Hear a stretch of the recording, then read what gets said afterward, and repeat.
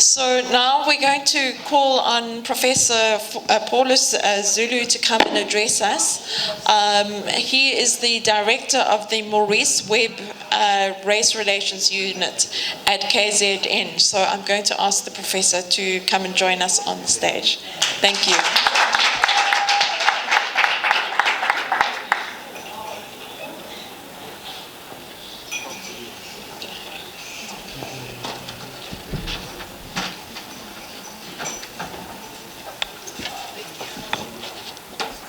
Thank you, Program Director, brothers and sisters.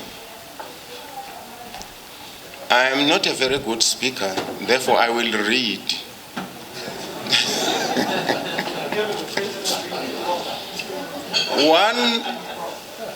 One of the, for all my sins, one of the things I do is also to serve on the Pontifical Academy of Social Sciences, which is the Pope's research group in Rome.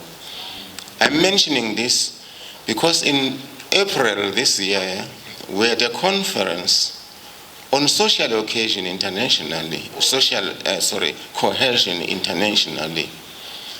And the paper that I had to read there, the theme of the conference was nation, state, and nation state. Therefore making a distinction between nations and states and nation states, because not all states are nation states. And my contention, or my paper at that conference, was why or how the absence of a nation state in Africa contributes to social disharmony in Africa. I have therefore adopted that paper to the South African situation, why the absence of a nation state in South Africa contributes to social disharmony. Symbols and flags are not only recognizable or expressed in the flags issue that you have been reading about. There is much more to it than that. 2 weeks ago, those of you who read the Sunday Times would have read an article by some eminent academics, call them eminent academics because they wrote, complaining about the non-recognition of a section of people in Limpopo who speak a language, a Sesotho language, purportedly from the southern part of Lesotho or of the Free State. What I am saying here is that it is not only the racial flags, there are also ethnic flags. Not only are there racial and ethnic flags, there are also class flags. And these flags exist because we do not have a nation state in South Africa. I am making a distinction between a legal state, a legal entity, with a constitution, which is what South Africa has, and with a parliament and a government governing this legal entity. A nation state goes beyond a legal entity and encompasses affective elements of brotherhood and sisterhood among the population, where the people who inhabit this particular geographical territory feel they belong together and they are one and the same people. And I'm arguing in this paper that the cleavages are not only racial, they are ethnic, they are class, they are political. Now, I start by saying the problematic or problem statement in the presentation is why, in spite of the rainbow nation, South Africa is still experiencing heated debates and hostilities across race, ethnicity, and class in Mandela's territory or in Mandela's country. The answer is that social cohesion presents a dilemma in non-nation states.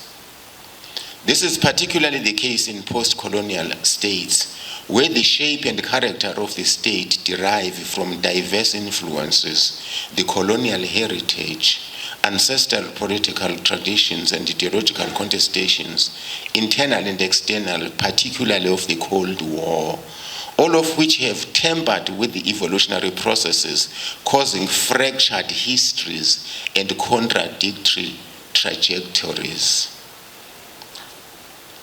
Sub-Saharan Africa suffers from a post-colonial culture intermingled with the traditional cultures, where in terms of the economy, religion, statehood, and governance, the colonial dominates, while the socio-cultural sphere presents a hybrid where the situational operates. So on the broad, we are organized along colonial lines, state lines, etc. Within ourselves, we behave situationally. When it suits us to be Xhosas, we are Xhosas. And when it suits us to be ANC, we are ANC. And when it suits us to be DA, we are DA. So we are in any case a hybrid of the situational. Experiences of colonialism, and in the case of South Africa, apartheid as well, gave rise to a specific brand of nationalism, which, while common among all post-colonial states, developed specific local trajectories. Relations between the erstwhile dominators and the dominated still express in various guises economic inequalities, subtle forms of racism and ethnic chauvinism, as well as other forms of social closure, to name the most salient. Emancipation did not create nations, although it succeeded in attaining a form of political liberation. Therefore, the legitimacy of the nation and the legitimacy of the state were not necessarily coterminous. Amira Carr contends that the ideology of a nation as the sole natural political formation upon which states are built set the nation state as the ideal. The African nation state was thus a creation of contrived national identities, first on the European model of states, and secondly upon contrived nationalism deriving from a nationalism of independence movements.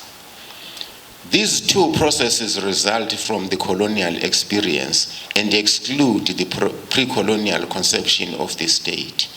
Kerr therefore maintains that the post-colony represents arrested development of internal political formations by colonial powers, in the belief that this represents a mode of statehood and political and economic development of post-Enlightenment thought.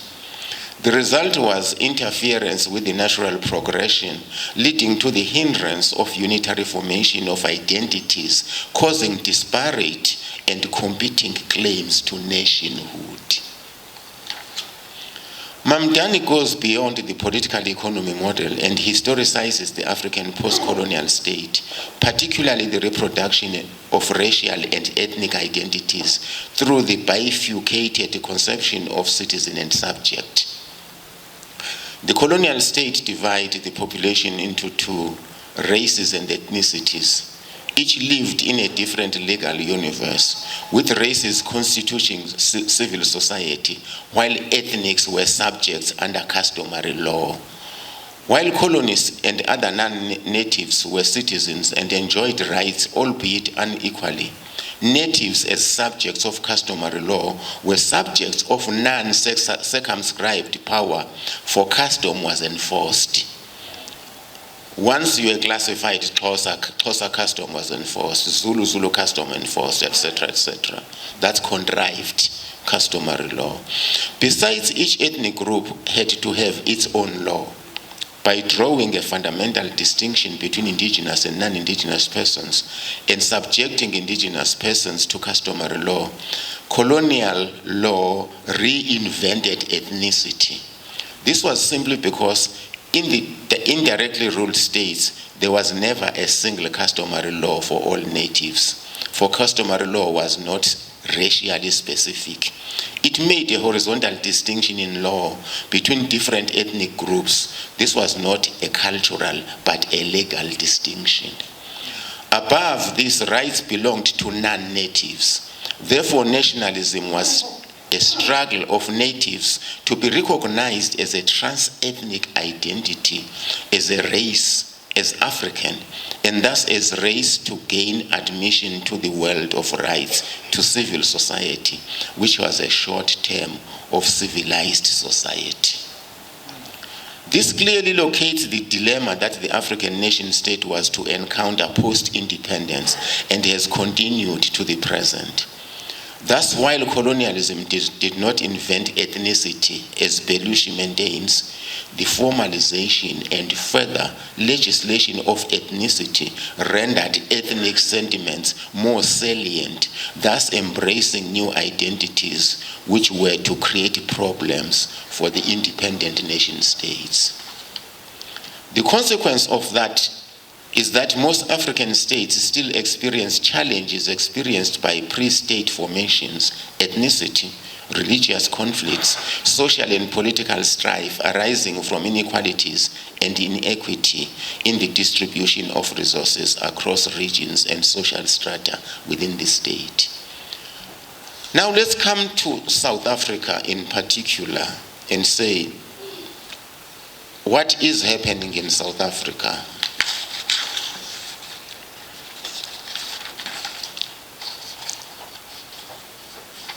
Sorry.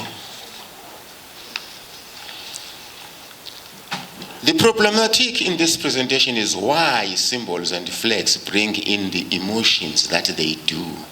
And secondly, if the nation state is a precondition for the, and secondly, is the nation state a precondition for the common good? An appraisal of the South African nation state, which is one of the most unchallenged in terms of composition, despite the diversity in its constitutional parts, which will shed some light. Among African states, South Africa, Botswana, Seychelles, Namibia, and Mauritius are acknowledged democracies that have delivered some, however, moderately, of the social contract, on the social contract. The choice of South Africa is that, among others, it is the most multicultural and has a complex history that renders the formation of a nation state very problematic. South Africa, despite its colonial span lasting for over 3 centuries, was the last African state to gain independence from an internal colonial power whose origins lay in Europe. South Africa attained independence in 1994, when the African National Congress, the ANC, the oldest African liberation movement, came into power and has continuously governed the country since then. South Africa's demographics reflect a cultural mosaic of 56 million people with 4 major population groupings comprising 72.2% indigenous Africans, 8.92% Coloureds, 8.86 whites, and 2.49 Indians. Now the distinction is in the official register, in the official statistics. The racial classification is significant in understanding and explaining the national question and the political cultural configurations regarding the nature and dynamics of the nation state. Secondly, the racial classification does not necessarily imply social cohesion within race, as further segmentation, for instance, ethnicity and language, exist within race. For instance, the white race are the English and the Afrikaners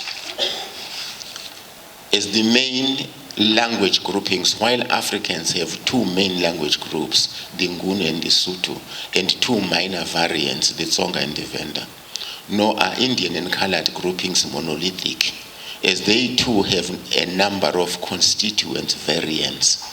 The Nguni have 4 major subgroupings, while the Sotho have 3. This is what makes South Africa a multicultural mosaic. There is definitely a common allegiance to a political legal entity, judging by the fact that neither have there been challenges to the state nor attempts at secession. At the political level, the Constitution anchored around a Bill of Rights and a number of institutional checks and balances appears to be the rallying point around which a common South Africanism exists. While socially, the various segments, ethnic and racial, are very salient. Parallel to this, material circumstances have created economic segments rendering South Africa a class society with a Gini coefficient varying between 0.67 and 0.70, making it the most unequal society in the world. Recognizing this disparate constituents that comprise the South African state, Mandela created an ideological rallying point, the Rainbow Nation, reflecting unity in diversity. Leading personally and morally by example, and in the spirit of creating an egalitarian society and consequently a common citizenry, Mandela, for instance, even intervened when members of the national legislature did dare to raise issues of an increase in the salaries of parliamentarians. His rationale was that there was much poverty in the population to warrant showing restraint from wanting increased payments by the political elite. Such was the determination to create a nation state that the national anthem had to reflect this unity in diversity. The anthem is multilingual, with the first section in the Nguni language drawn from the original hymn, which the ANC had adopted as an anthem long before liberation. The second section is in the Sotho language. The third is in Afrikaans, drawn from the previous anthem which the National Party government had adopted as the South African national anthem on breaking away from the British Commonwealth. And the final section is in English. The new national state or nation state adopted 11 official languages, 9 indigenous, and 2 representing the former dominant white languages. However, English has become the most commonly used language of communication and in education across all sections of the population, mainly because it is of its universal applicability. Despite the pretensions of a rainbow nation, the allegiance to the Constitution, a common economy, and the use of the English language across all sectors of the population, a relatively healthy educational attainment, 94.4% of South Africans are described as literate by the age 15, all South Africans. So, despite all these things, South Africa remains socially and economically a deeply divided society and hardly a nation. Residentially, over 80% of rural residents are of indigenous African descent, and the majority of them are poor.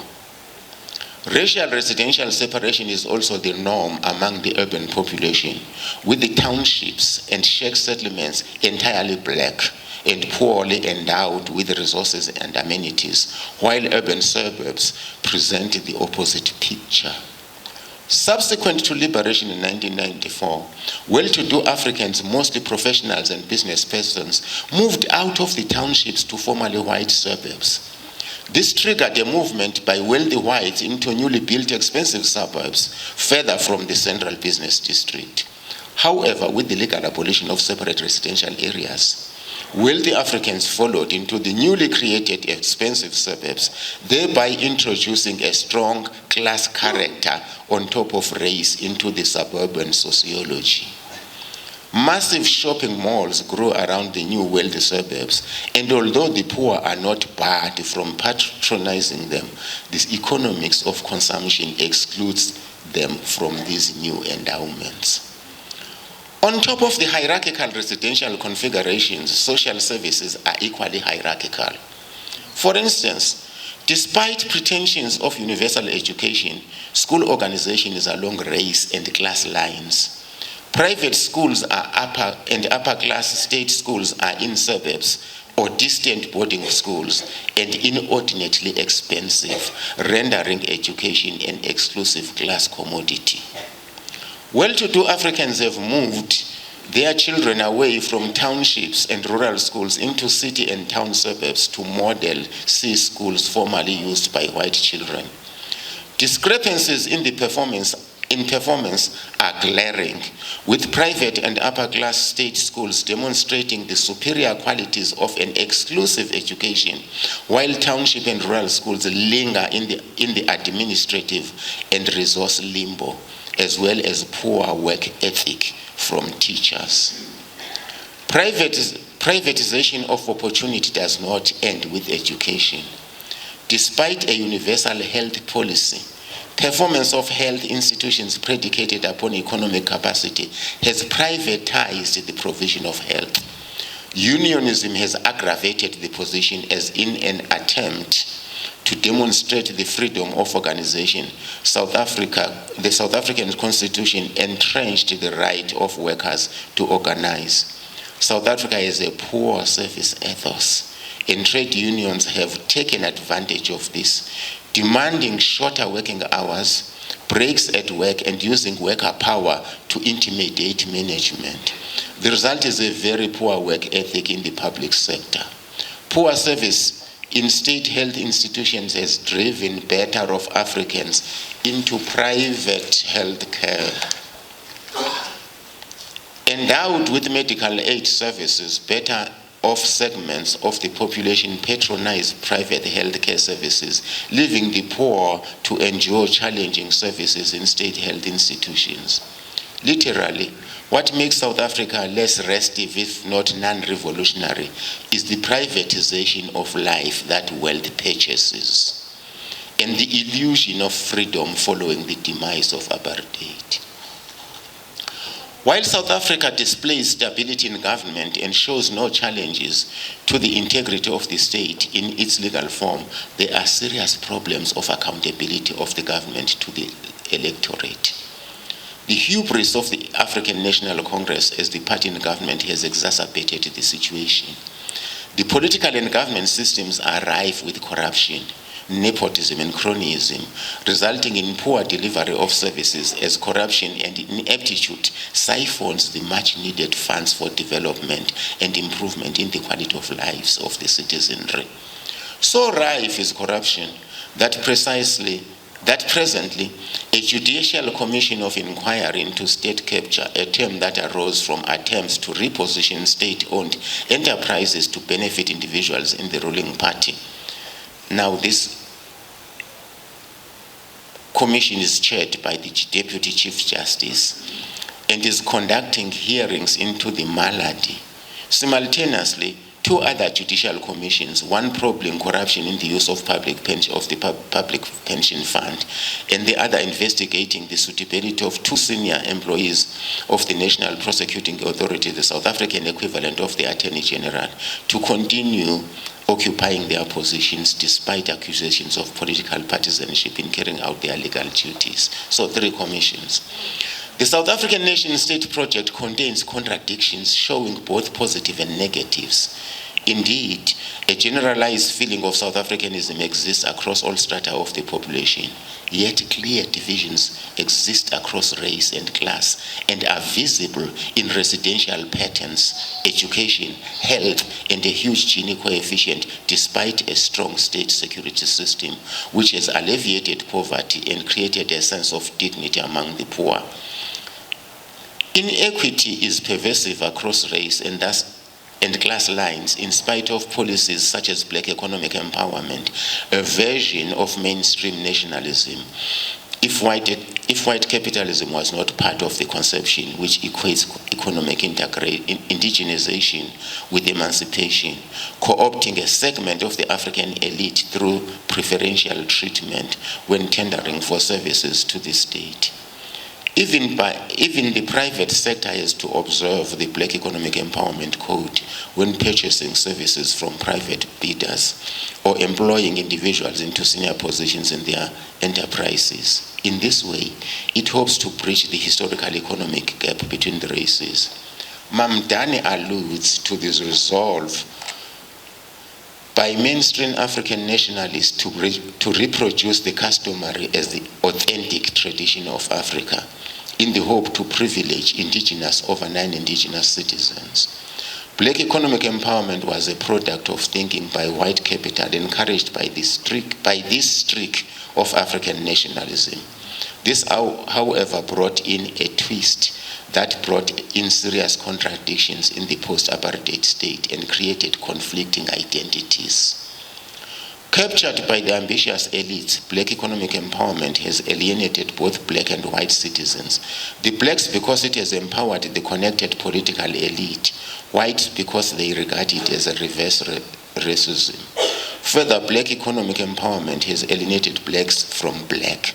For instance, indigenous Africans from Indians, because they believe that Indians have exploited their classification as black during apartheid, and therefore capitalizing on the limited advantages accruing from apartheid's preferential treatment of Indians against indigenous Africans. All this has not only widened the economic chasm between rich and poor blacks, it has also further divided the previously disadvantaged, creating further social stratifications. The question is, what sustains the South African nation-state project? The transition to democracy ushered in a new political culture in the population, encouraged by a general psychological relaxation, which derived from civil liberties, an effective and democratic judicial system, respect for the rule of law, and the hope that participatory democracy would usher in improvements in the quality of lives of citizens. The legal opening up of the system from the closed apartheid system was a great achievement that gave resemblance to a nascent nationalism, at least at the level of state institutions, while social life showed very little changes. Political affiliations in a multi-party democracy remained expressed in racial cliques and demonstrated in voting patterns at elections, but that was the only recognizable negative, as ethnicity had never been a real threat to the politics of opposition, which had assumed power in the transition. United by the desire to coexist within one state, both black and white at least accommodated one another peacefully. There has not been a threat of civil war along race and ethnic lines in the post-apartheid transition.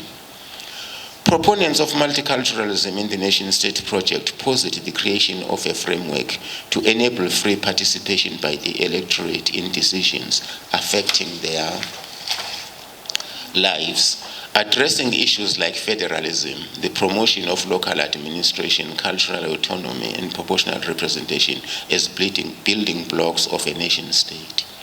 South Africa has all these with the exception of addressing issues of federalism, which does not appear to be posing any threat to the creation of a nation-state. South Africa has even developed a civic identity expressed in an entitlement culture where citizens believe that the state has the duty to deliver the requisite goods and service befitting citizens. All this augurs well for the acceptance of the nation state. Notwithstanding these positive affiliations, the South African state is engulfed in protest action, such that the media has duped it the protest capital of the world. While protest reflects the democratic right of citizens, the problem lies in the expression. South African protests are notorious for their destructive violence. Protesting groups have burned buildings, including libraries, community halls, and even schools. They have gone into hospital wards, overturned incubators in nurseries, and ripped intravenous strips of patients' limbs into operating theaters, chasing away staff in attendance while patients are under anesthesia. It is as if a nihilistic culture has overtaken the yearning for democracy before liberation. How to explain these contradictions is a quandary to both psychologists and political scientists.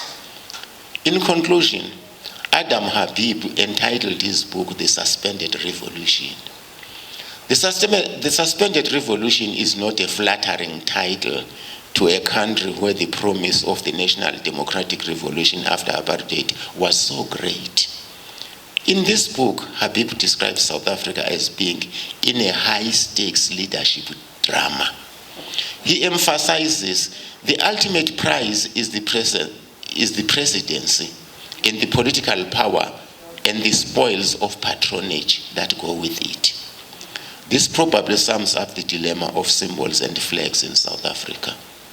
The leadership in the country is without a vision of a good society and the true values of citizenship, to use Sandel's words.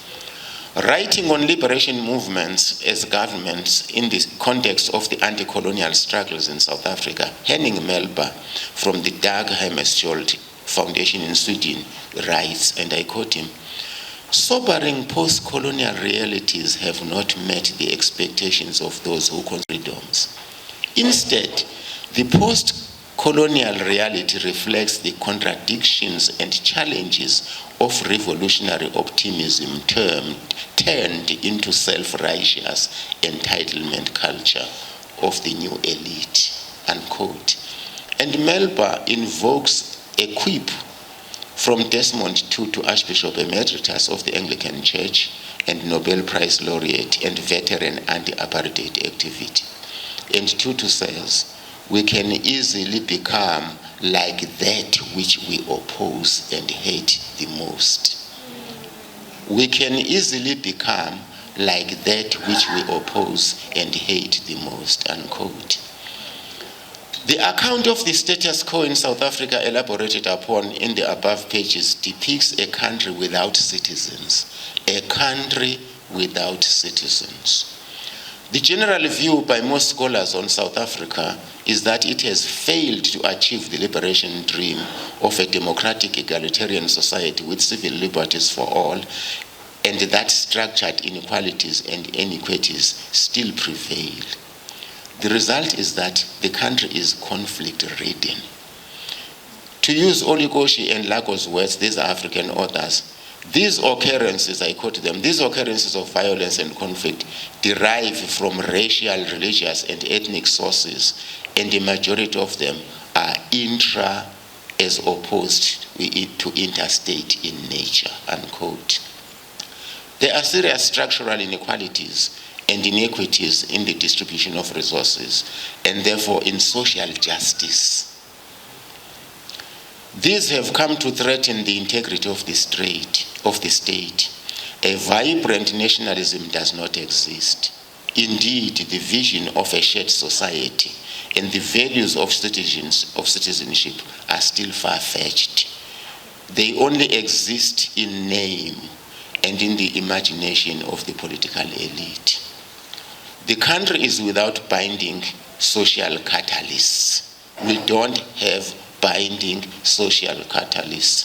Rather, what it has is what Mamdani calls the politicization of identity. The latter in particular has emboldened the ruling elite in its nonchalant usurpation of state resources at the expense of the citizenry. That statehood is recent in South Africa is a truism, but that the state in its current form is an imposition from outside and not a natural process of evolution is an over-rationalization. All states in the world are impositions at some historical epoch or another. What renders social cohesion fragile in South Africa is first that the state has not developed the requisite apparatus to generate emotional integrity, because it does not possess the requisite political capability. And secondly, it has compromised the capacity to deliver the requisite goods and services. The second shortcoming is because the ruling elite, in quest of traditional monarchical tendencies, engage in corruption and authoritarian behavior to maintain their position of power in the state apparatus. As Mamdani maintains, I quote, "Democracy is not just about who governs and how they are chosen. More important, it is about how they govern the institutions through which they govern and the institutional identities and through which they organize different categories of citizens," unquote. I thank you.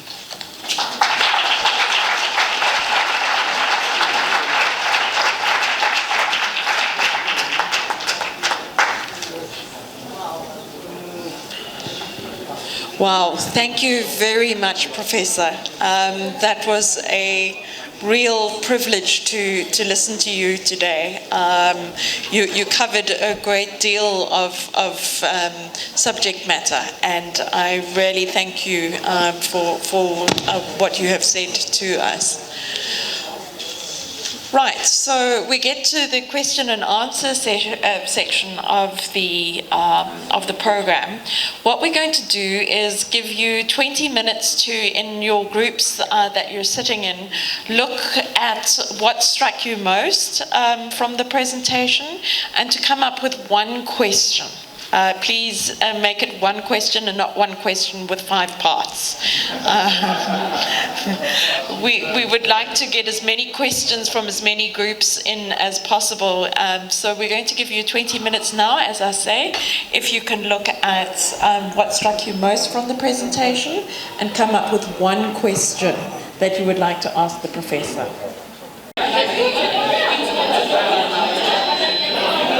Ladies and gentlemen, if I can have your attention.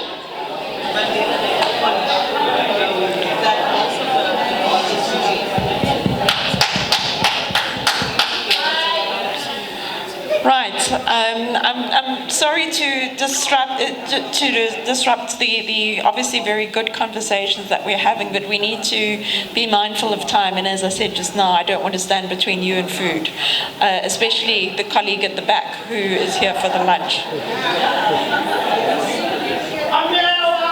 There we go. Right, I've got my glasses on. I can see you now.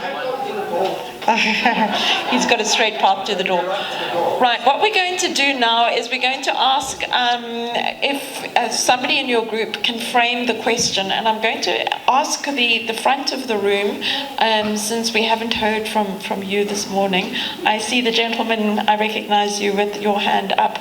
If we could take 2 or 3 questions at a time. So I see you, I see the gentleman in the nicely colored jacket. And the lady over there, you had a turn earlier, but since you're the only lady in this round, I think we'll allow you to speak as well. If we can take those 3 questions, please.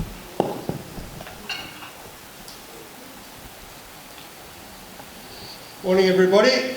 I represent the group of diversity in the city. And our question really is, sorry, for those who don't know me, I'm Reverend Pastor, whatever you want to call me, Gavin. Okay. But my heart is for the city, my heart is for the children of the city. Okay. But what we're going to ask you today is that there's lots of funds that have been tied and locked up that are supposed to be used for the alleviation of poverty. Okay. How do we unlock those funds now? That is the question. How do we unlock those funds now? Great. And if we can ask the next. Hello, everyone. My name is Aaron from BKZN. Prof, my question, and our question. First, I think you have connected a lot of dots that we were struggling with. And if it's possible, I may ask if you can share the paper. Even though you have done enough for today, but we would like to. So, but coming to the question on state and nation, we feel like the state have gone far to put its institutions and structures that hinders us building nation. And our question is very simple. What would be your suggestion for us in order to build a nation, state nation, if you get me here? Thank you. Okay, we had the lady in the, okay. Sorry, we've got the man in the blue jacket.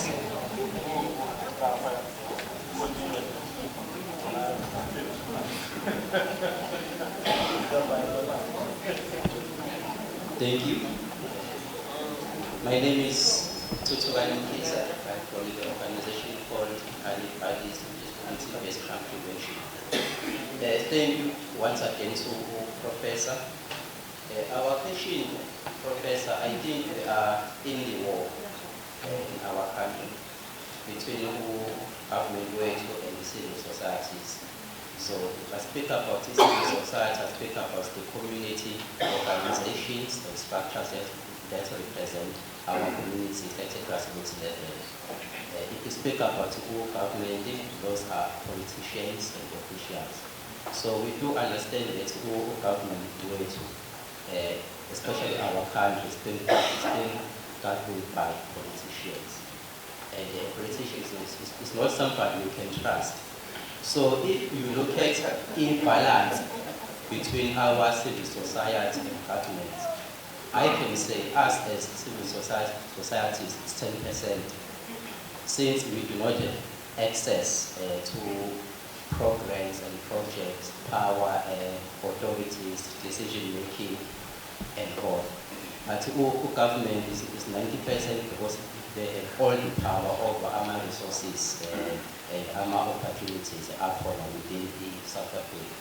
So our question will be, how can civil societies do to challenge government to have an equal balance and power? Because most of us still we do not have the access to information whereby umuntu ohleli phansi emphakathini will know that I do have an access to observe and attend parliamentary proceedings in Cape Town. Khona umuntu ongazi even the green paper that the government is sometimes supposed to issue to us in order for us to have a say before a policy becomes a deal. So those information, how do civil societies get access to those information so that we know what in that is ours, which is our advocacy campaigns where we come up with our issues to challenge government policies. That's what I Thank you. So we're going to keep this round short. So we've got 3 questions. One is, how do we unlock funds meant for poverty? The second is, the state has put in structures that hinder nation building. What is necessary to build the nation state? And the third is around the war between government and civil society and gaining access to power and resources. Professor, I hand over to you. They seem to be very difficult questions because they go beyond reading. How do we unlock funds that are locked for the alleviation of poverty? I'm not sure if being not in power, as I am not, what do we do? If you look at all of them, across the 3 of them, how do we build a nation state? How do we enable, how do we get civil society to challenge government, etc., etc.? There are a number of things that should happen to a country. The first one is that you need, put it this way, people have seldom been able to organize themselves on a national scale to bring about a social movement against anything, because there are just such diverse issues that affect communities. While Community 1 cries about the absence of civic amenities, Community 2 is complaining about poverty, and Community 3 is complaining about other, and these communities are diverse and far apart. First of all, at the local level, what has always surprised me in South Africa is the extent to which we embrace people who are on the way to our making progress in one way or the other. Just at the local level, a person builds a house and does not have a road to access the house, nor is there reticulation of water and electricity into the area where he has built. At the completion of the house, he has a party, and the guest speaker at the opening of the house is the local councillor, the very person who is responsible for him having no road and having no electricity. I'm being honest. I go to a lot of, being born in a rural area, although I live in Glenmore now, I still have lots of connections to my rural relatives.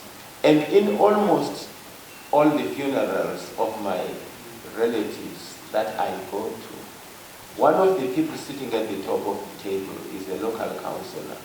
They enjoy such acceptance, and I don't want to call it legitimacy, because legitimacy is a political concept.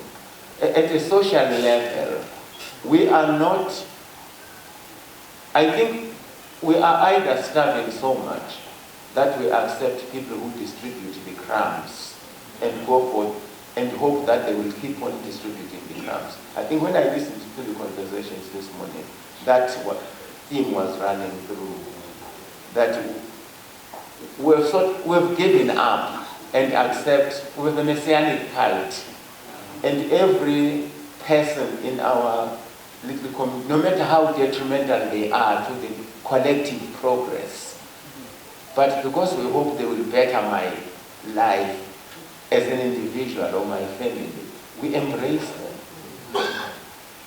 That's number one. Number two, we are an extremely uneducated society.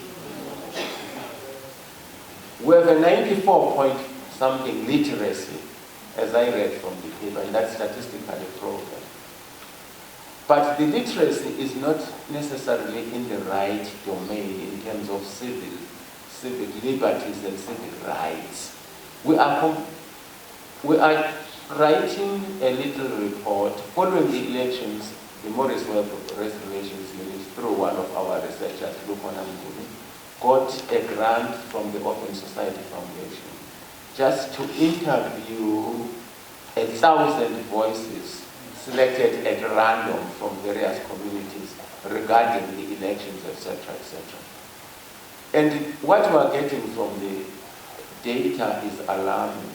Who votes? Generally, who is registered as a voter and who votes? And who is a member of a political party? Political parties are not necessarily voted for by their members. I mean, there are less than 1 million ANCs in the country, membership. But there are about 12 million people who vote for the ANC, which means 11 million of people who vote for the ANC are not ANC. And who also votes? The poorer people vote, the less educated are the most registered to vote. People even think that the social grant, particularly the child's grant, is a very good thing. At a human and moral level, it is a very good thing because as a government, the government is saying that child must have an opportunity. But does the child have an opportunity? No. The mother who collects the social grant does not necessarily use the money for the child's benefit. It's used in the hair salons and in the other.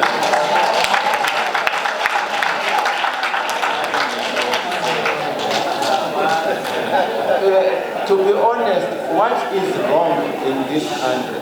What is wrong in this country is the extent to which, as humanities, as members of communities, we've come to accept corruption and all abnormal things as normal.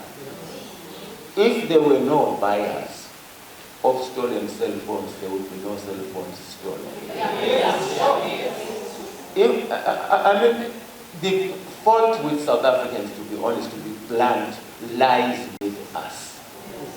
We are so receptive of everything that is abnormal. We embrace dead people because we think they have power to make us better. We have not developed a community spirit. We are so self-centered. let's be honest, corrupt politicians exist because the society tolerates corruption. Yes. In short, there's nothing, it's not that civil society has no access to the knowledge. It's not that, but having said all that, in the final analysis, a national consciousness and a national vision have to be brought by a government of the day. No individual is capable of doing that on a scale that government, given its resources, is capable of doing it. That's my answer to all these questions.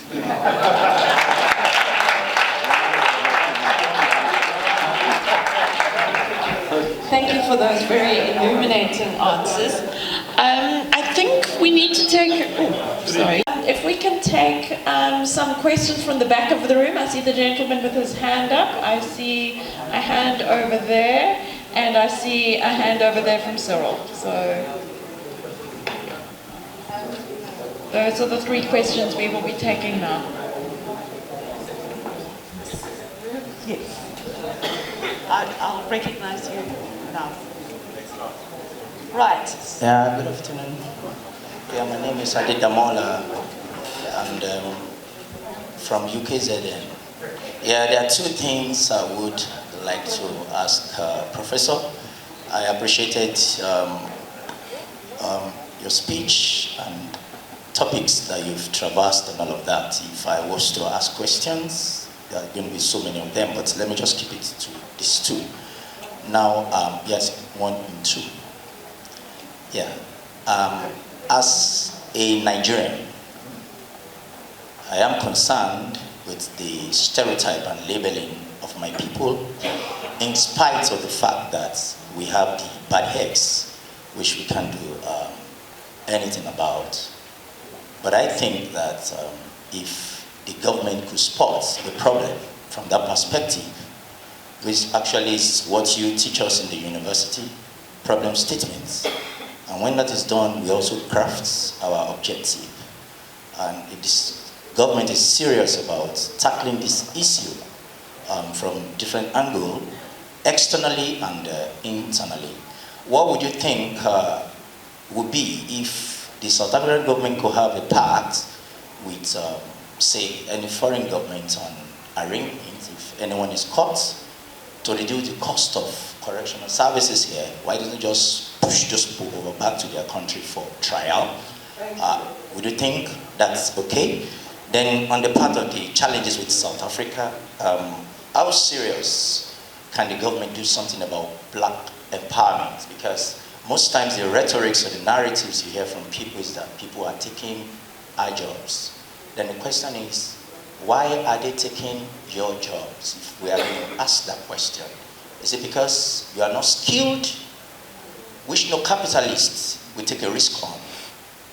Or is it that you are just using that as political narrative for those that enjoy it at the top there? Because if the narrative keeps on like that, it keeps them up there and keeps people at the low level.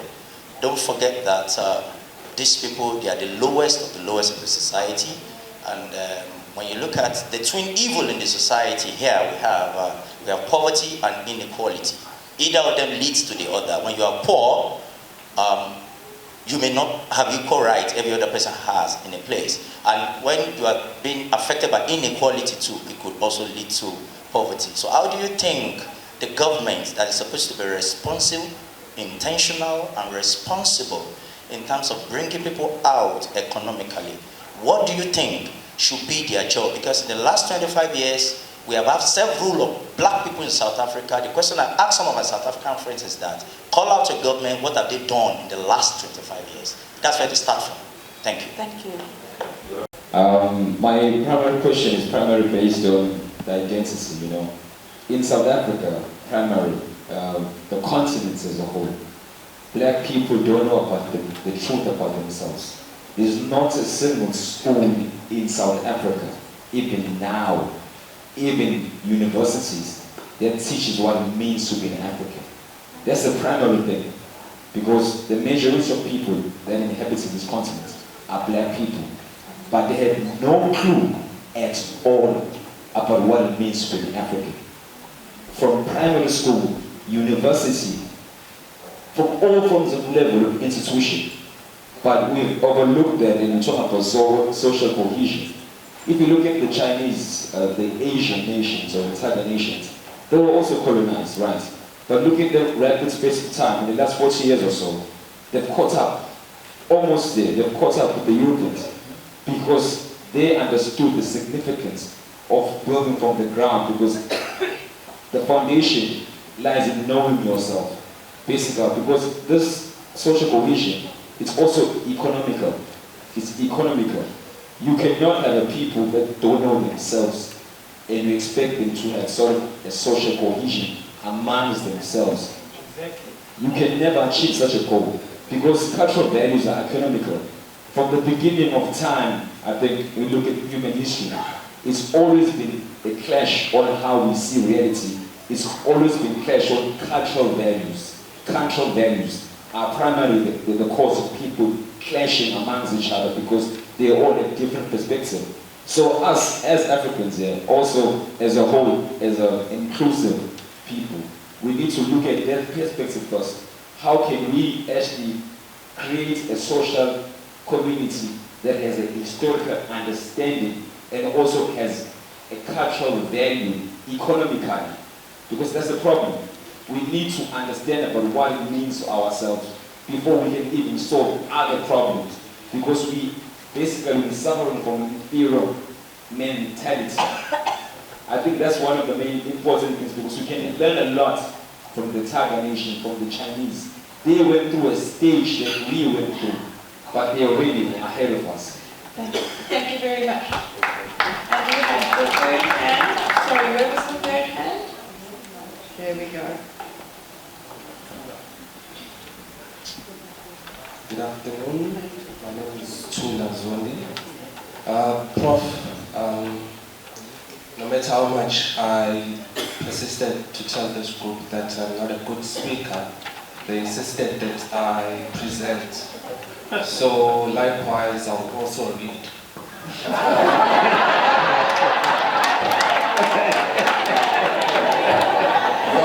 What was at the center of our discussion in this group was the violence and how reactionary our government are in trying to curb these violent acts of xenophobia, as well as not being proactive in using safety, intelligence, and security apparatus in order for them to be able to know when, in which instances that these violence may occur. So our question really is, what should be done for government to work proactively in order to listen to what people are saying, instead of them reacting after the incidences have taken place. Thank you. Thank you very much. Professor, over to you. Well, they become more difficult as they come.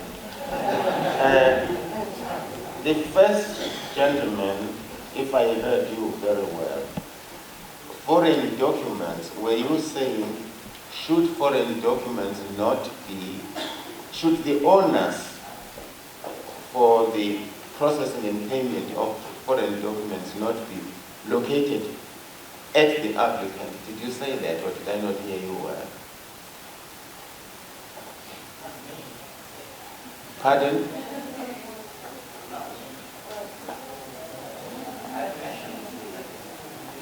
And then you went on to ask about black empowerment.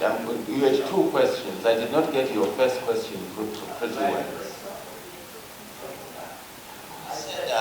Nigeria, there is a stereotype about us. Not all of us are drug dealers. If I were to deal with drugs, I would be in South Africa. There is a stereotype about Nigeria. Yeah, that's and the what stereotype is what? That we are That you are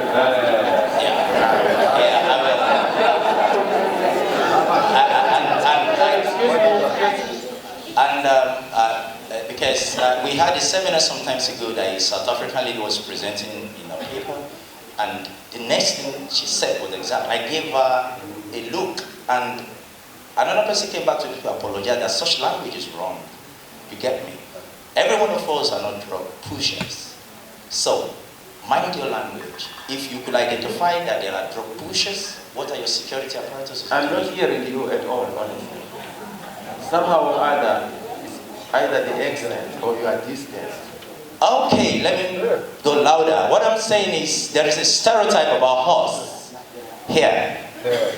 How would the government help itself and the other good Nigerians that you want to stay in your country in clearing off these negative narratives? All right. Thank you. Now, right.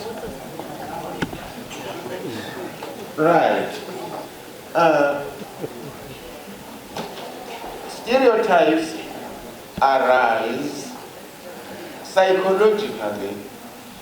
A stereotype would arise when there is a certain measure of repetition in noticing or recognizing certain trends or characteristics.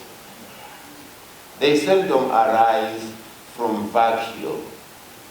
Generally, for a stereotype to develop, there must be a certain measure of observation that takes place until people start generalizing on the basis of that stereotype. Now, how does one deal with stereotypes?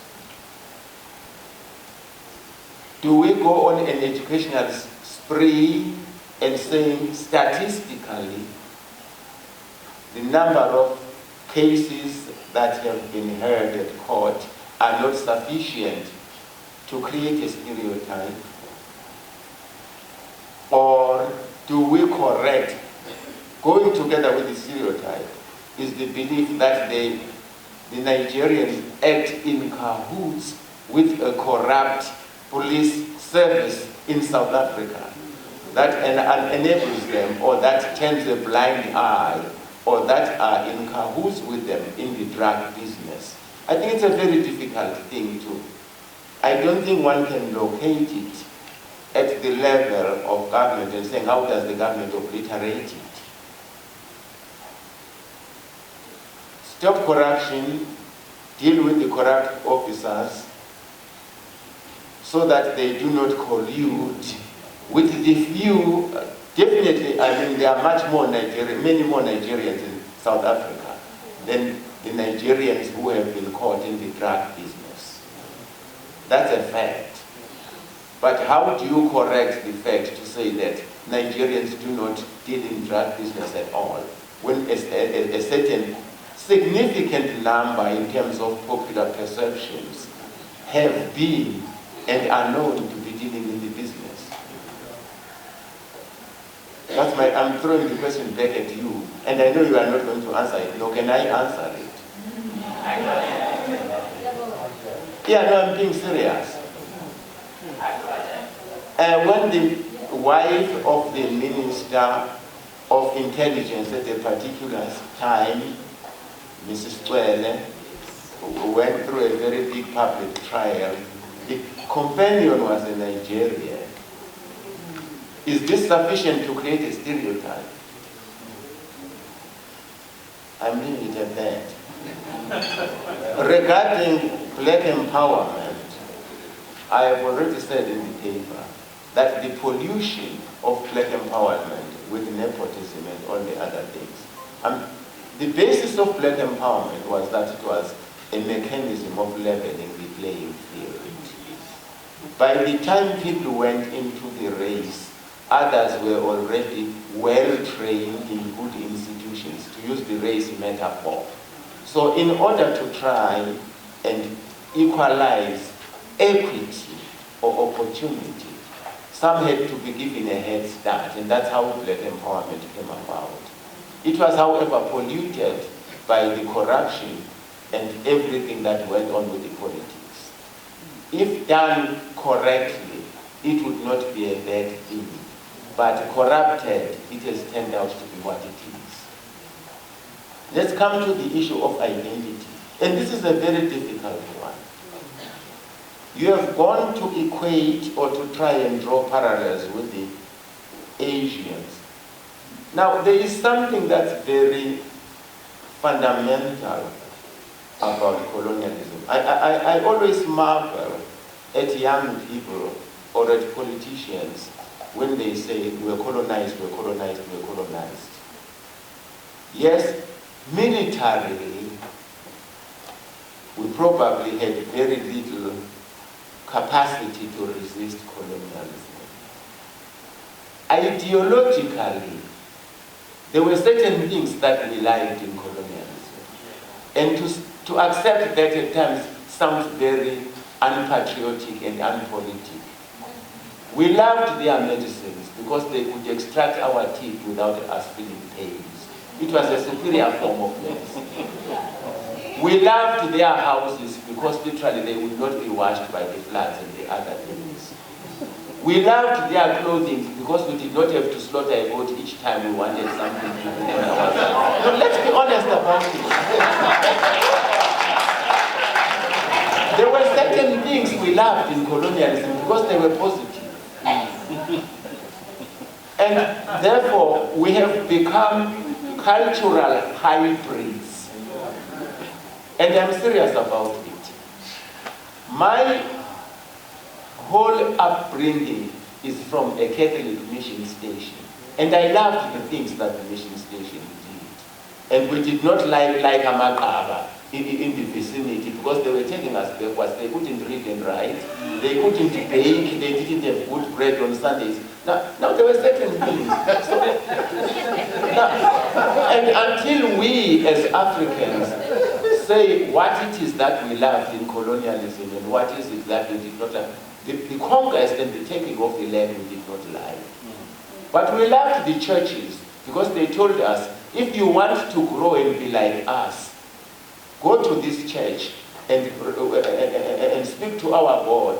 Now, I always get fascinated by how Sendoka Mission in the Bulwa/Topo district board started. It's a Catholic mission station that started in 1888.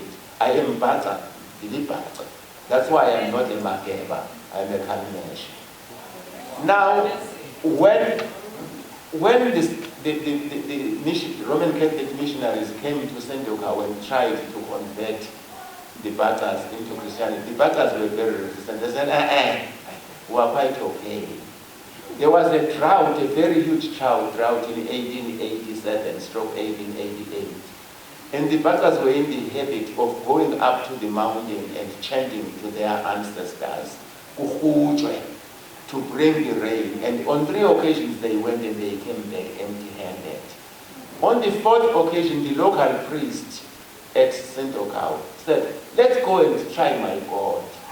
And let's go on a Thursday. And they went on a Thursday. And they couldn't come back from the mountain. The rain was so heavy. Now, here lies the trick. Of course, the priest probably did not pray to the God. They did the rituals and sang Ave Maria, Gratia Plena, and all the other things. But what is important, he had read the weather forecast. And he knew it was going to rain on the Thursday.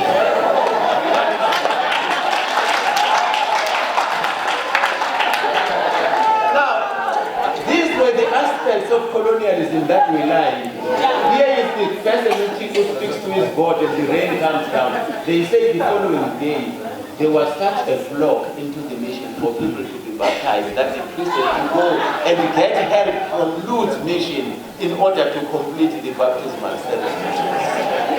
Now these are the things we don't take into account when we talk about the colonialism and all the other things. Acculturation and enculturation and cross-culturation are universal concepts. All countries in the world have been colonized at one stage or the other. It is the level at which you are when you get colonized, that probably creates a specific identity. The Asian tigers were probably colonized at a stage when they were slightly advanced in terms of social organization, or in terms of ideological, or in terms of material trappings. In that case, we cannot, you are not going to undo my Catholic identity. I'm very proud of being Paulus. I don't even want to be called Paulos, because there is no Paulos in Catholicism. It's Paulus. And I love that. It just makes me who I am. No, I'm being honest. Similarly, you like your being a Bachelor of Science in botany, or being an engineer. If colonization had not come, we would have traversed a different trajectory. We don't know whether it was good or that's hypothetical. The issue is you are where you are because of the material forebears that brought you to where you are, and that have given you identity. So, the political aspect of identity is a different aspect from the social aspect of identity. Because the social aspect of identity, say you are a nurse, you are an engineer, you have a house of a particular nature, you have adopted a particular ideological and belief system, etc., etc. And you cannot reconstruct the identity of Ushala Nodingane because it no longer exists. So that's just, we must be able to know what losses we accept and write them off, and what new gains we make and capitalize on them. That's on the identity. Secondly, also, when colonialism came, some of our institutions were underdeveloped, particularly the religious institutions. I mean, the church is an institution, it's beyond the family. Our religion was at the family level. You chanted to your ancestors. There was no community ancestor, but there were family ancestors. And I'm not saying they were good or bad. It's just an issue. The church came as an organized institution which built a school and turned families into different types of families than they had been before. So the level of institutionalization was very much advanced, and that's why our colonization took the form it took. The violence and reactionary measures by government. Now that literally lies at one thing. Until we have a government with a vision, a galvanizing vision, amen, we are not going to move very far. I'm telling you the truth. Tumamina,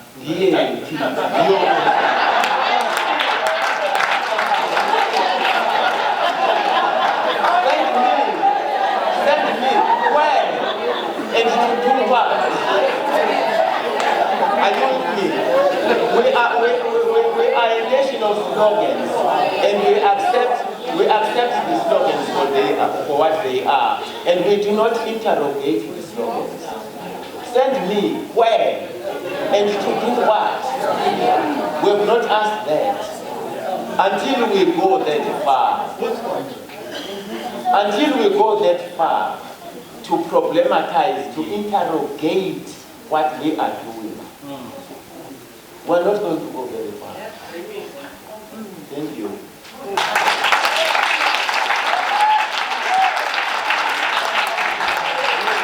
Thank you.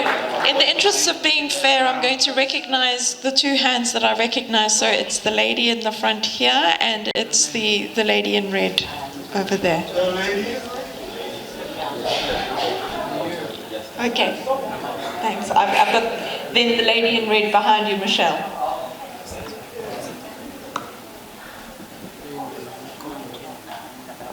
Good day. My name is Yintle Shozi from Alps Resilience. The question that came about from my group was, how can we divorce ourselves from state dependency that has kept us stuck to the extent that we cannot take action on our own unless the state helps us? Thank you. My name is Michelle Payton-Boucher from Brentwood Life Skills. Our initial question was already addressed. How do we address socio-economic disparity in society? We have a wasteful handling of financial resources. Still in our CBD, we have the bucket system in certain flats and buildings. Yes, through overcrowding, people are fetching water, people cannot pay their levies. The state of your buildings have deteriorated in our CBD. People have to fetch water with buckets from your police stations. In a lot of areas, there's still a lot of homes that have no electricity. Banks are closing down because people are taking loans, cannot afford to pay those loans, have lost their jobs through job losses or whatever. School fees are unpaid. People are finding they cannot afford to educate their children. More and more people are getting grants and social disability. We have more NGOs, which sometimes your NGOs are nothing more than charity-based, because now the NGOs are standing in line with their begging bowl from overseas. So we don't actually have jobs, proper jobs. More people, our economy is based more on NGOs who are more like your soup kitchens and distribution of food and clothing. We have skills, companies offering skills or different training courses, and people are taking their life skill, their life savings to do these courses, send their kids on these courses. And at the end of the day, that 10,000 or 20,000 rand to do that course, that child is sitting without a job. That course, 20,000, they could have fed the family for more than a year, could have paid rent for a long time. So these people, we finding also, yes, educated people with university degrees are now sitting without jobs. Prisoners are released, there's a stigma excluding them from jobs. Sorry, Michelle, can I ask you a question mark? Okay. Do we go to a democratic communism society to sort our problems? Thank you very much. Professor, I'm going to hand back to you, and if you have any other closing remarks that you'd like to make. Right. Let's start from the second one. How do we address socio-economic inequality? And she ended up by saying, do we have to go for communism or any other system, etc., etc. The issue here is that we have not come to a point as South Africans where we literally become analytical in our own lives. We are so much into slogans, ideologies, and other things that people talk on as the politicians. And honestly, we have a very unquestioning society.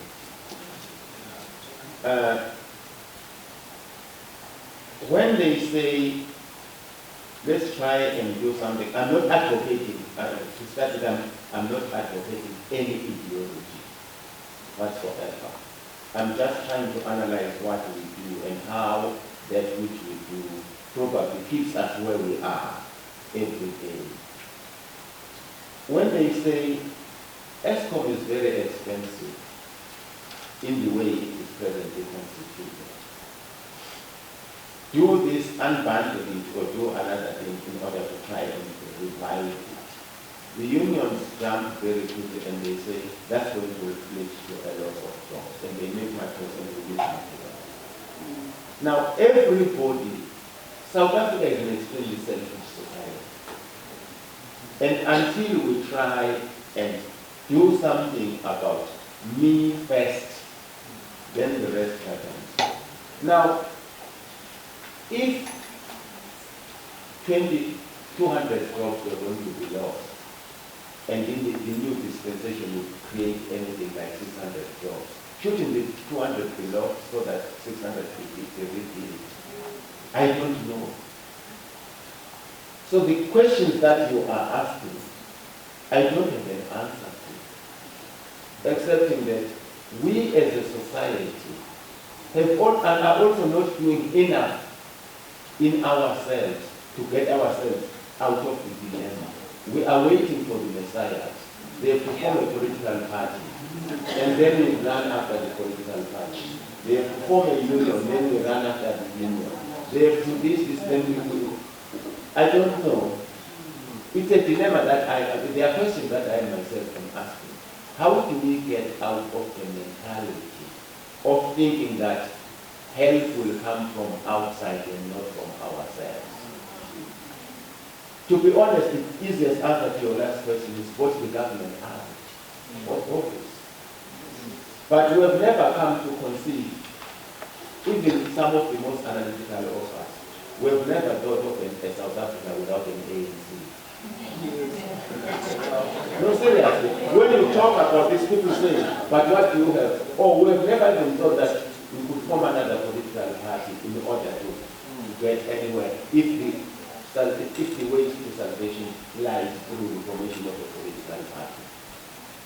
We always say, no, the DA is not good enough, the EFF is not good enough. We constrain ourselves to the existing actors. And we have never thought that a new actor can come into being. We have never sat in our churches and discussed and said, listen here, the parties we belong to are not helping us. Let's not vote for them and try and vote for others.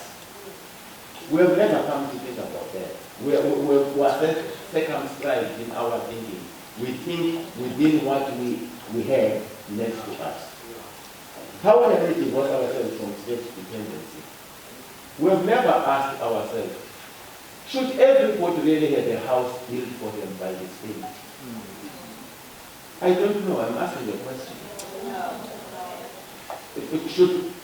Should we always have the state? My son was once very angry after watching television and saw a man. There was a lot of rubbish standing next to the man. And he was saying, look at this rubbish.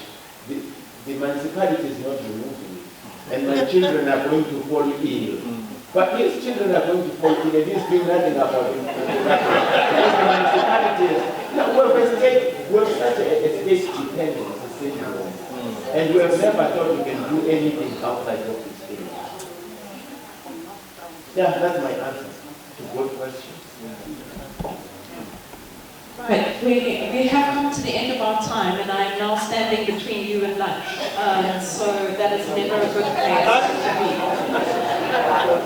I'm going to ask you to give the professor a big round of applause.